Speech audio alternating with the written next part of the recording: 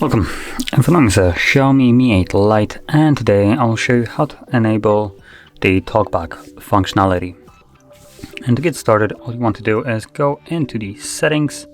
From here we're gonna scroll down to additional settings. Again, let's scroll down to, where is it? Accessibility, TalkBack. And from here, all you need to do is just check this, like so. Select Allow. TalkBack on. TalkBack. And this will enable TalkBack. As you can see, right now. Watermark, tick box. Enlist 3 items. 80% characters. 75% accessibility. There we go. I didn't want to listen to this. So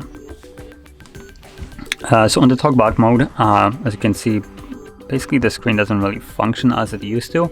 So if you want to navigate through the phone normally, you will, instead of using one finger, you will use 2 fingers. So as an example, go home, 2 fingers instead of just 1 swipe up. And basically you navigate through the entire phone using always 2 fingers. Additionally, when you find something that you want to focus on, for instance, just like an application, you tap on it once to select it, then double tap it to open it up. And to disable it, all you need to do is just go back to TalkBack settings and simply toggle this off,